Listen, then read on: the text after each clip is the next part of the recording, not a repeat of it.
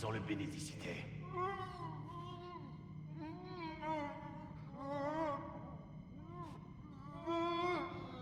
Silence. La viande ne parle pas comme en bénédicité. Ô Tout-Puissant qui réside sous la terre, nous ressentons ta faim. La chambre de chair reste fermée. Veuillez nous en excuser. Nous offrons ce que nous avons, sachant que vous ne pouvez être rassasiés. Nous prions pour trouver la sagesse d'ouvrir la chambre, que son pouvoir puisse vous sustenter.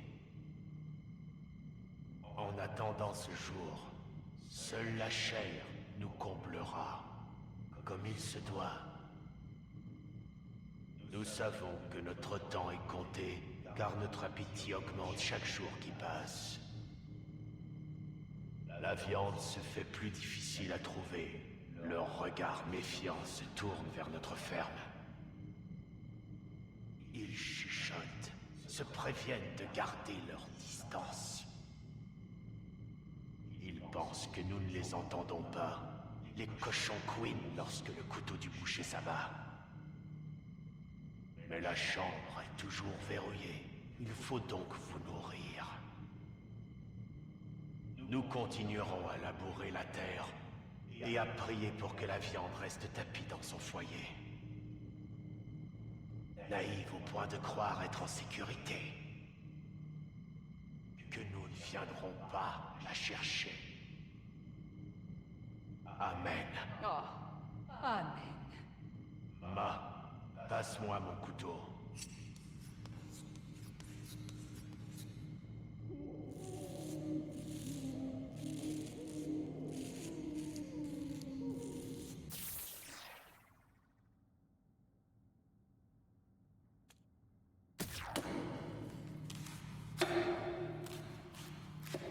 On a beaucoup de chance. Tu trouves pas? Une si belle famille. Comment on a pu avoir autant de chance? Tu sais ce que les enfants m'ont demandé aujourd'hui? Ils m'ont dit, Maman, tu travailles dur. On peut préparer le dîner ce soir? Oh, de vrais petits anges. J'ai dit non, bien sûr. Le couperet est trop tranchant pour leurs petites mains délicates. Mais je suis contente de savoir qu'ils veulent m'aider. Qu'ils sont prêts à prêter main forte.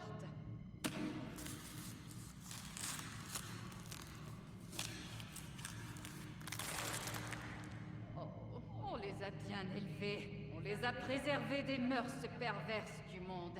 On leur a appris la différence entre nous et la viande.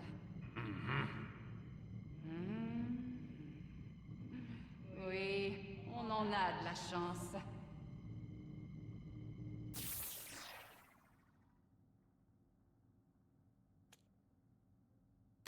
Gersh a demandé un inventaire de nos supports de recherche. Je suis tombé sur un truc qui n'était pas encore répertorié.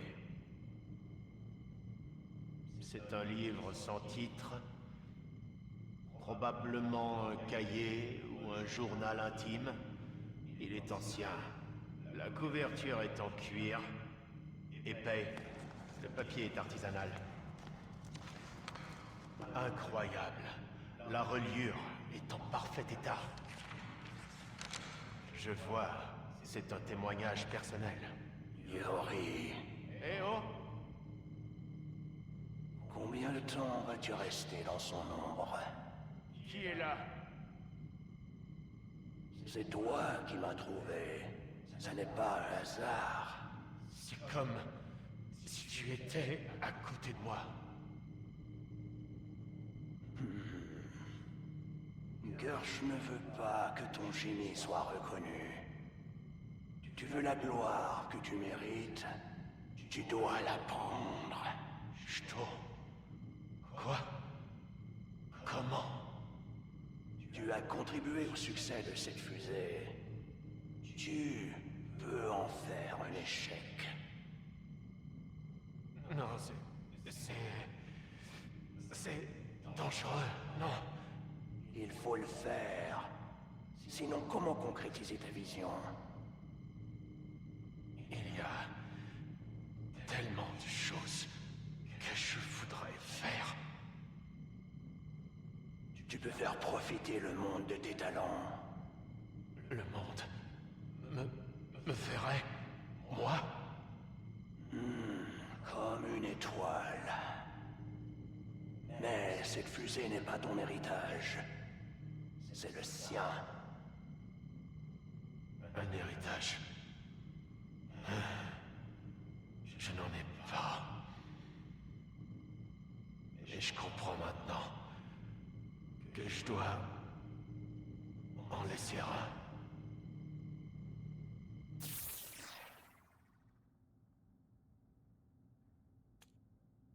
Je ne comprends pas ce qui s'est passé. Je ne peux même pas dire si nous sommes vivants ou bien... Je suis en train d'enregistrer ce qui pourrait être mes derniers instants sur le toit du labo. Il y a des créatures ici. Oh, bordel. Elles sont agressives et conscientes de notre présence. Chaque confrontation s'est soldée par la mort. Et je suis le seul survivant. Il y a des structures et des objets qui viennent de la Terre. Mais nous sommes clairement ailleurs. Yuri a quelque chose à voir avec ça. Ce qu'il a fait aurait dû tous nous tuer, mais nous avons fini là. Comme je ne sais pas où je suis incapable de rentrer chez moi. Peut-être que le dysfonctionnement de la fusée a créé un trou de verre. Cet endroit, on dirait qu'il est clos, limité. Putain, Yuri, il était possédé, comme s'il n'avait plus aucun contrôle sur lui-même. Il se comportait comme ces bêtes. Il a détruit tout ce que nous avions bâti. Je ne pensais pas qu'il pouvait être aussi égoïste. On était tous si fatigués, nerveux. Ce projet représentait tout pour nous, et on était si près du but. Il se renfermait, mais je pensais que c'était par fatigue. Il était devenu si maigre. J'aurais dû dire quelque chose. Ce n'est qu'au moment du lancement que j'ai vu la folie dans ses yeux. Quelque chose, ou quelqu'un, s'est emparé de lui. Tout son corps était déformé et froid. Comme cet endroit. De ce que je vois, nous ne sommes pas les premiers visiteurs. Et nous ne serons pas les derniers. Oh, il m'aurait suffi de parler.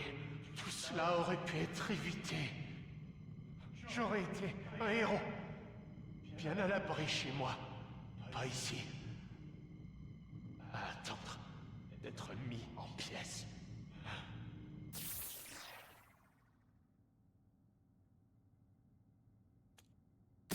Voilà, tu recommences. Tu ne manges pas. La nourriture ne pousse pas sur les arbres. Ça sert à rien de manger en enfer. Oh, arrête. On ne sait pas où on est. J'ai vu aucun lac de feu. Et toi?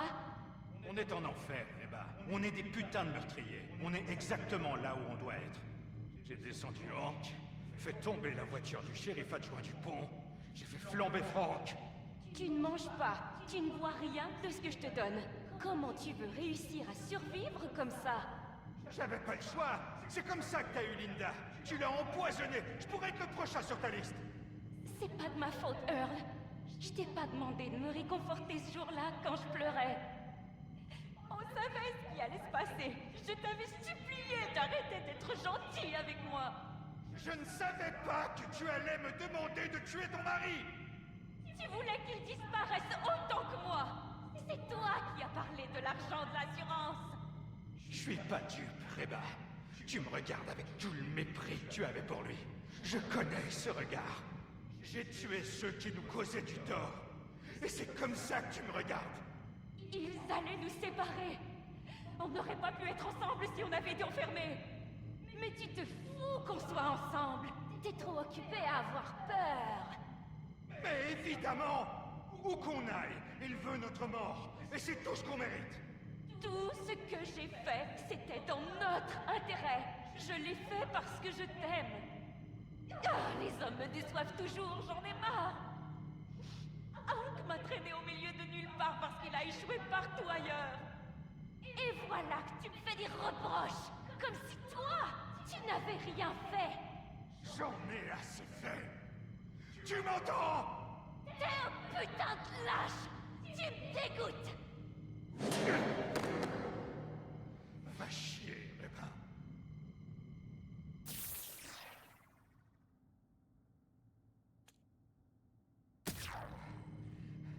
J'ai rien pu faire. C'était moi ou elle. Elle me regardait comme elle te regardait toi avant. Je combats ces démons. J'essaie de nous maintenir en vie depuis... Je sais pas combien de temps. Aucun d'entre eux ne m'a fait aussi peur qu'elle.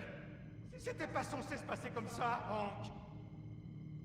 Je l'aimais. Mais ça n'a jamais suffi.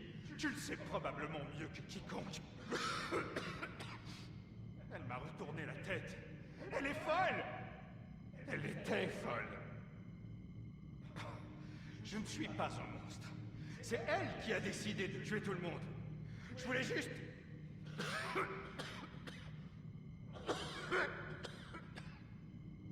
Je mérite d'être dans ce trou. À une époque, elle était ma lumière. Je pouvais pas la quitter des yeux. Bon sang, Hank, je suis vraiment désolé. Je crois que Dieu a déserté la 115 depuis longtemps.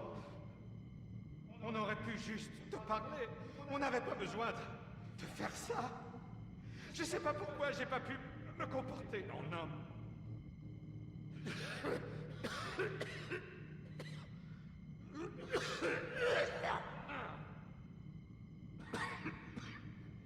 Elle était tellement triste. Elle rêvait d'un conte de fées. Et je voulais le réaliser pour elle. Puis le sang a coulé à flot. C'était pas juste. Et maintenant, on est en enfer à cause de ce qu'on a fait. Tu es dans un monde meilleur. Et moi, je suis coincé ici, à pourrir, parce que je suis trop lâche pour en finir moi-même.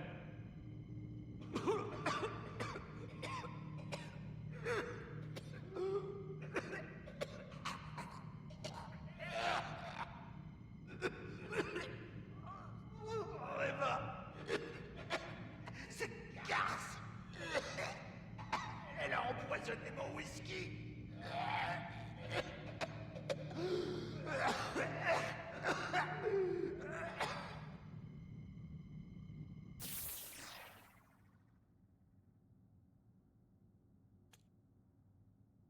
Non, écoutez-moi. Je vous le dis, Josiah, cette ville est en proie au péché. Les horreurs que ma congrégation a confessées. C'est ça qui nous a menés ici. Arrêtez de chercher un coupable, pasteur. La guerre a projeté son ombre sur nous tous. Le péché est partout, même en vous. Nous sommes en enfer, Josiah. Et c'est moi qui nous en sortirai. Vous avez perdu la tête. Non, vous ne comprenez pas. Cet endroit est un test. Si nous parvenons à nous débarrasser des pécheurs parmi nous... Josiah, il faut protéger les agneaux, ou ils seront massacrés. Parler de massacre ne va pas inspirer confiance à vos ouailles. Je me moque de leur confiance. Si cela permet de sauver des âmes de la damnation, Josiah. Si vous vous en prenez à quelqu'un dans cette ville, si je vois une seule torche ou une seule fourche, je vous jure que je vous tuerai. On a vu assez d'effusions de sang entre frères pour toute une vie. Celui qui en exige davantage, eh bien, c'est lui qui nous a entraînés en enfer.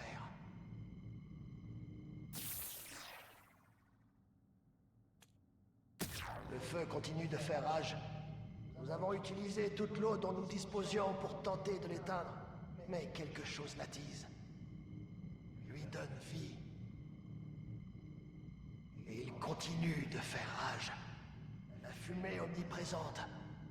Les cendres si épaisses qu'elles vous aveuglent. On a l'impression de mâcher l'air. Une chose est claire. Il n'y a pas d'échappatoire. Depuis qu'on est arrivé dans cet enfer, personne n'est en sécurité. Le mal nous assaille de toutes parts. On est pris pour cible, les uns après les autres par des tueurs enragés qui nous lacèrent la chair.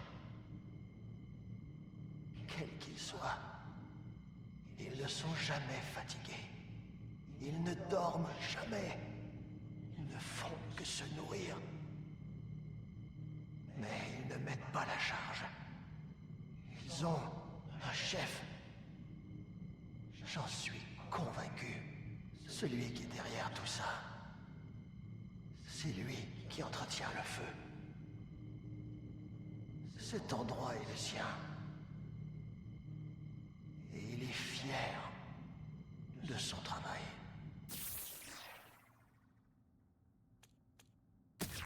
Mon dernier film devait être notre chef-d'œuvre.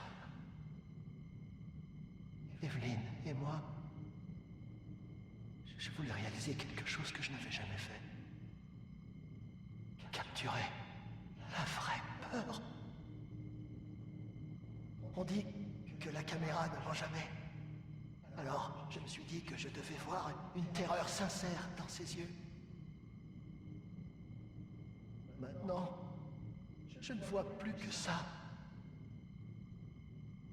Même quand je ferme les yeux, je revis ces derniers instants. Encore et encore. Au début, elle n'arrivait pas à croire ce qui se passait. Maintenant, elle sourit. Elle rit. Elle me provoque. Parfois, je la vois apparaître dans ce chalet. Je la vois en ce moment même. Evelyn, pourquoi es-tu encore en costume? Tes vêtements sont trempés. Ils dégoulinent sur le sol. Pourquoi c'est noir, comme de l'encre? Evelyn! Elle n'écoute plus. Elle ne parle pas. Elle ne me regarde pas dans les yeux. Avant, j'adorais la nuit. Mais maintenant, je crains de ne plus jamais voir un autre lever de soleil. Cette maison a été arrachée et traînée. On se croirait véritablement en enfer. Je ne l'ai pas créée. Mais peut-être n'y suis-je condamné moi-même.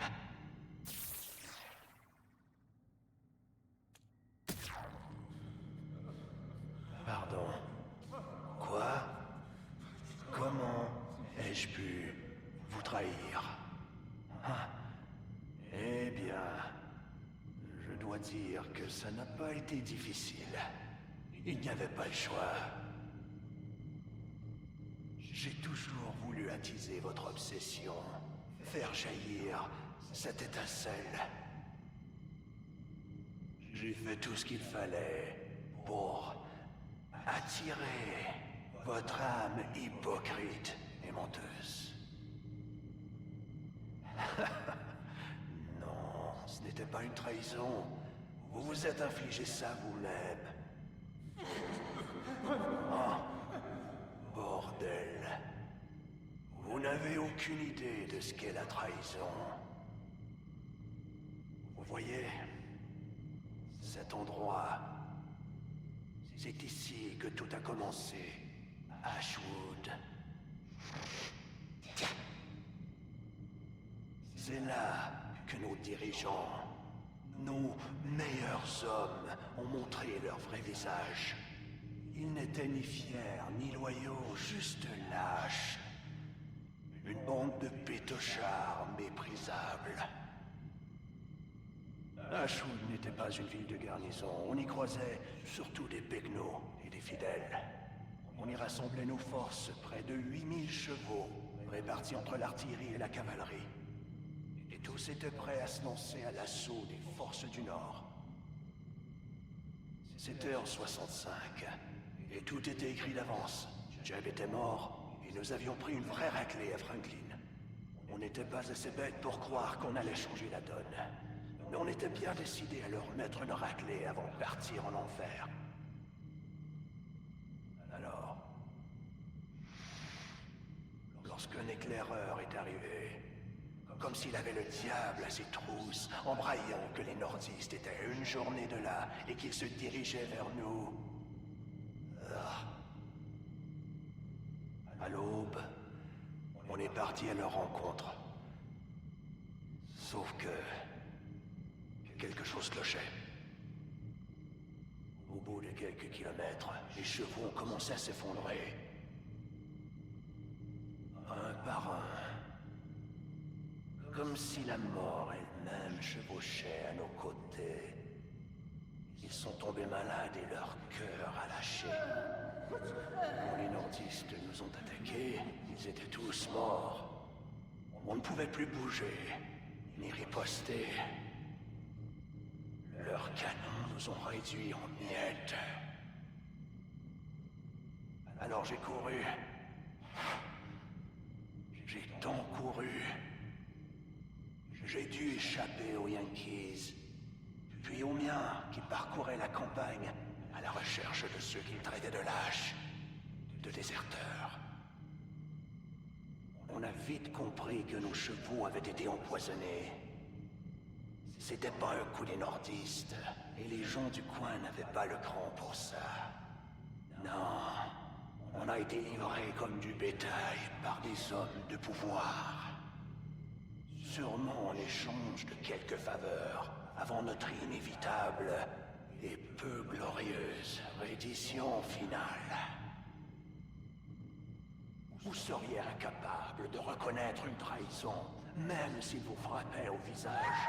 Il n'y a pas plus perfide sur cette terre qu'un homme riche qui craint de tout perdre. Peu importe ce qu'ils prétendent, leur seul credo, c'est leur intérêt personnel. Voilà pourquoi, quand on croit vraiment en quelque chose, c'est mieux de prendre les choses en main soi-même. Eh bien, je crois que je me suis ouvert l'appétit en vous parlant. Ne vous inquiétez pas. Ça ne sera pas long.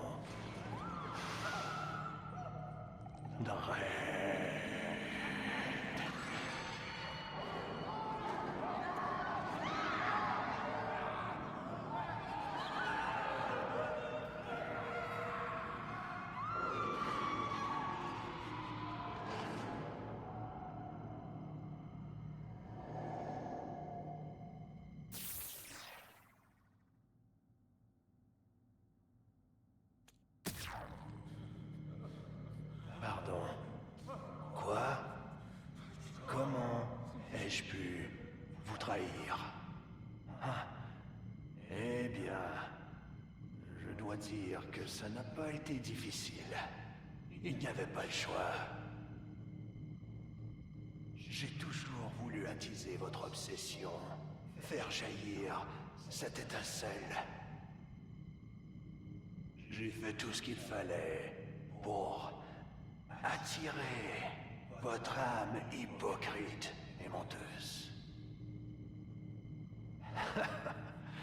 Non, ce n'était pas une trahison. Vous vous êtes infligé ça vous-même.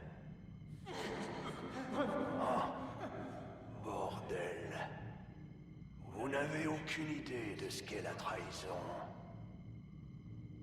Vous voyez, cet endroit, c'est ici que tout a commencé. Ashwood. C'est là que nos dirigeants, nos meilleurs hommes, ont montré leur vrai visage. Ils n'étaient ni fiers, ni loyaux, juste lâches. Une bande de pétochards méprisables. Ashwood n'était pas une ville de garnison. On y croisait surtout des pegnos et des fidèles. On y rassemblait nos forces, près de 8000 chevaux, répartis entre l'artillerie et la cavalerie. Et tous étaient prêts à se lancer à l'assaut des forces du Nord. C'était en 65, et tout était écrit d'avance. Jeb était mort, et nous avions pris une vraie raclée à Franklin. On n'était pas assez bêtes pour croire qu'on allait changer la donne. Mais on était bien décidés à leur mettre une raclée avant de partir en enfer. Alors, lorsqu'un éclaireur est arrivé, comme s'il avait le diable à ses trousses, en braillant que les nordistes étaient à une journée de là et qu'ils se dirigeaient vers nous. À l'aube, on est parti à leur rencontre. Sauf que quelque chose clochait. Au bout de quelques kilomètres, les chevaux ont commencé à s'effondrer. Un par un. Comme si la mort elle-même chevauchait à nos côtés. Ils sont tombés malades et leur cœur a lâché. Quand les nordistes nous ont attaqués, ils étaient tous morts. On ne pouvait plus bouger, ni riposter. Leurs canons nous ont réduits en miettes. Alors j'ai couru. J'ai tant couru. J'ai dû échapper aux Yankees, puis aux miens qui parcouraient la campagne à la recherche de ceux qu'ils traitaient de lâches, de déserteurs. On a vite compris que nos chevaux avaient été empoisonnés. C'était pas un coup des nordistes, et les gens du coin n'avaient pas le cran pour ça. Non, on a été livrés comme du bétail par des hommes de pouvoir. Sûrement en échange de quelques faveurs, avant notre inévitable et peu glorieuse reddition finale. Vous seriez incapable de reconnaître une trahison, même s'il vous frappait au visage. Il n'y a pas plus perfide sur cette terre qu'un homme riche qui craint de tout perdre. Peu importe ce qu'ils prétendent, leur seul credo, c'est leur intérêt personnel. Voilà pourquoi, quand on croit vraiment en quelque chose, c'est mieux de prendre les choses en main soi-même. Eh bien, je crois que je me suis ouvert l'appétit en vous parlant. Ne vous inquiétez pas. Ça ne sera pas long.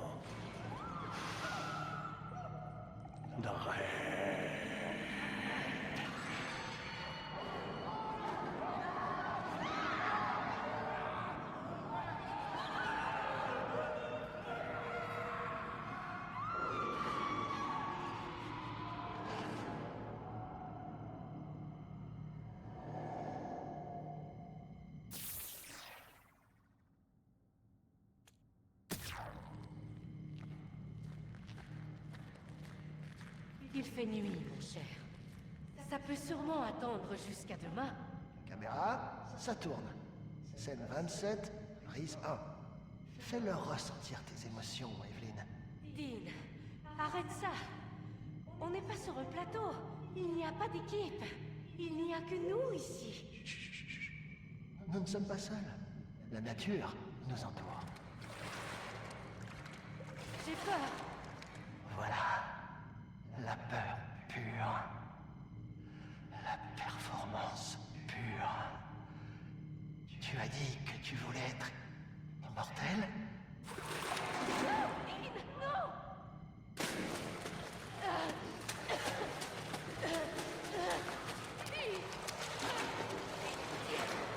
Il ne faut pas. Je ne peux pas. C'est déjà magnifique.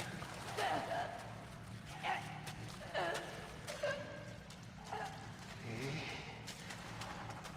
coupé.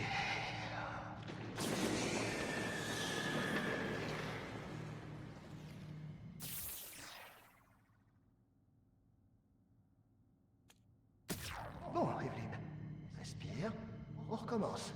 Fais ce qu'on a répété. Ils m'observent en silence, leurs yeux comme du verre. Je ne sais pas si je suis dans le personnage ou si je suis devenue folle. Non, non, tu as hésité. Encore. Oh, Dean, on recommence encore et encore. On peut faire une pause. La peur ne prend pas de pause, Evelyn. Ce n'est pas une question de peur, je suis juste fatiguée. Même quand on est fatigué, on peut quand même avoir peur. Tu devrais bien le savoir. Je sais, mais quand je suis fatiguée, j'ai plus de mal à exprimer ma peur. Non, ce n'est pas difficile. Il suffit de la ressentir. Tu peux arrêter de m'interrompre? Un peu de silence pourrait m'aider à me concentrer. C'est moi, le réalisateur. Pas toi. On devrait peut-être faire une pause.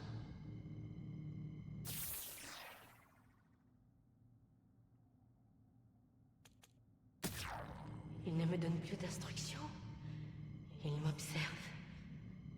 Tout le temps. Même quand la caméra est éteinte. Nous avons encore du travail à faire, ne laisse pas le public sur sa faim. Il n'y a pas de public, Dean. Tu as viré tout le monde. Ils sont partis. Je suis la seule à être encore là. On n'a pas besoin d'équipe, Evelyn. Les dernières scènes du film ne concernent que toi et moi.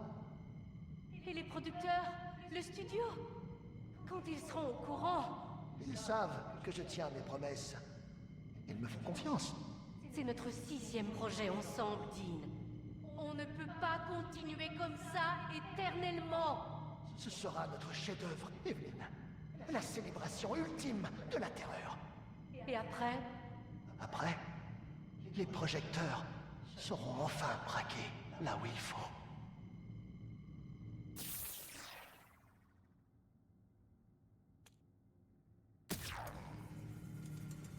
Pas de scénario. Aucune indication. Je veux que tu ressentes. Que tu aies peur comme si c'était vrai. Qu'est-ce que tu fais? Pourquoi tu filmes ça maintenant? Il me faut un gros plan. De quoi? C'est quoi la scène? Le contexte? Pas besoin de scène. Pas besoin de contexte. Je veux juste de la sincérité. Je veux saisir l'instant où tu te rends compte qu'il n'y a pas d'échappatoire. Éteins ça.